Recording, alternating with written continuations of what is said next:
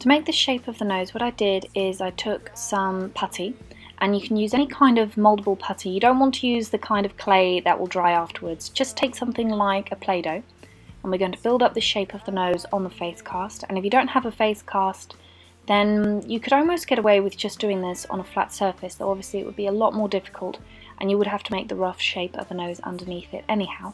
But I'm going to be putting it on top of my own face cast and then moulding out the shape. So we want quite a big bulbous front part of the nose that then droops down a little bit. I'm also going to enlarge the nostrils just to make them look more flared and witch-like. And once I have the general shape, I just want to smooth everything out and make sure that it blends really smoothly in towards like the bridge of my nose, the edges. I'm also going to add a really massive wart on the corner of my nose as well. And once everything's smoothed out and moulded and done in the right shape, I'm then going to take a little bit of latex. Actually, I'm going to take quite a lot of latex because we're going to need to do quite a few layers of this.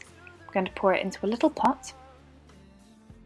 Once I've poured the latex in the bowl, and you don't want to use anything that the latex can stick into. You need this to be in a glass or a cup, something that can be peeled off afterwards.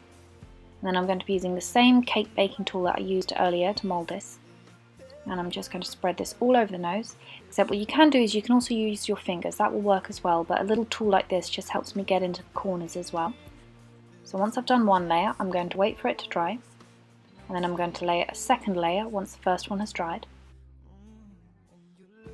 The important thing to remember is to make sure that you go around the edges, for example the sides of the nose, also underneath, and all those tricky areas that are going to be quite a pain in the neck to apply if you haven't given it enough space. So don't worry that you haven't applied too much. If you think you've applied too much, that's fine. Just keep going, because if the edges are a little rough, it's okay. You can just trim them down later. But it's better to have covered a space which is too large than to have a prosthetic which is too small and going to be a pain in the neck to apply later. So keep applying layers and keep making sure that you get things like underneath the nose and the edges as well. And then once it dries, what you want to do is you want to take a brush, and you can either use HD powder or you can even use talcum powder as well. And you're going to dust this all over the prosthetic.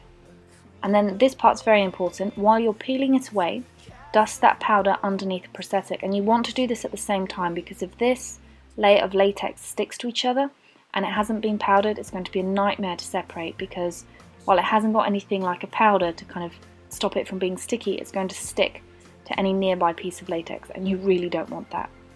So once you've dusted out the inside, cut away the edges so that they're all nice and neat. And then as soon as you're ready, you can go ahead and apply the prosthetic for an old witch look, or any kind of look that requires a little bit of a scary nose. Don't you cry.